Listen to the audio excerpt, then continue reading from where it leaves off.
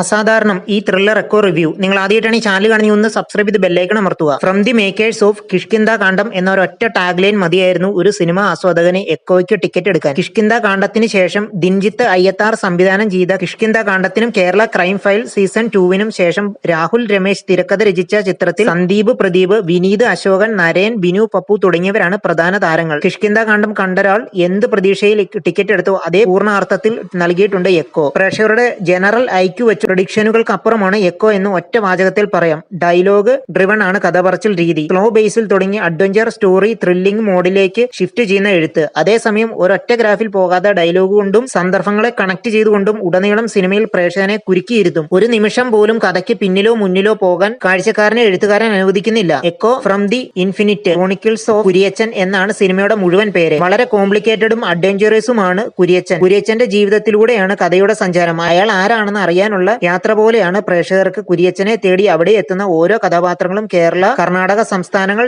ചേർന്ന് അതിർത്തി പങ്കിടുന്ന ഒരു കാടും മലനിരകളുമാണ് പ്രധാന സെറ്റിംഗ്. കുര്യച്ചനെ തേടി അവിടെ എത്തുന്ന ഓരോ കഥാപാത്രങ്ങളും പ്രേക്ഷകർക്ക് കുര്യച്ചനോളം നിഗൂഢമാണ്. ഓരോരുത്തരെയും മനസ്സിലാക്കാനുള്ള ശ്രമങ്ങൾ പ്രേക്ഷകരുമായി പരോക്ഷമായി നടത്തിക്കൊണ്ടിരിക്കുന്ന പ്രേക്ഷകന്റെ മനസ്സിലെ കെട്ടുകൾ ഒന്നൊന്നായി തിരക്കഥ തന്നെ അഴിച്ചെടുക്കും. ദൃശ്യങ്ങളും ശബ്ദ മിശ്രണവും എഡിറ്റിംഗും സിനിമയെ മസ്റ്റ് വാച്ച് തിയേറ്റർ അനുഭവമാക്കുന്നു. മുജീബ് മജീദിന്റെ ബാക്ക്ഗ്രൗണ്ട് സ്കോറും സുരാജ് ESന്റെ എഡിറ്റിംഗും പ്രേക്ഷകനെ മികച്ച തിയേറ്റർ അനുഭവം നൽകുന്നതിൽ വലിയ പങ്ക് വഹിച്ചിട്ടുണ്ട്. സന്ദീപ്, വിനീത്, നരേൻ, അശോകൻ, ബിനു പപ്പു, സഹീർ മുഹമ്മദ് തുടങ്ങിയ ഓരോരുത്തരുടെയും പ്രകടനങ്ങൾ സിനിമയുടെ നട്ടലാകുമ്പോൾ തന്നെ കുര്യച്ചൻ, മ്ലാത്തി, ചേടത്തി എന്നീ കഥാപാത്രങ്ങളെ അവതരിപ്പിക്കാൻ മലയാളി പ്രേക്ഷകർക്ക് പരിചിതമായ മുഖങ്ങൾ വേണ്ടെന്ന് വെച്ചതാണ് സിനിമയുടെ അൺപ്രഡിക്റ്റബിൾ ഫാക്ടിനെ സ്ട്രോങ് ആക്കുന്നത്. സൗരോജ് സച്ദേവ്, ബിയാന, മൂമിൻ, സിംഷി തുടങ്ങിയവരുടെ പ്രകടനങ്ങൾ തിയേറ്ററിൽ കണ്ടറിയാം.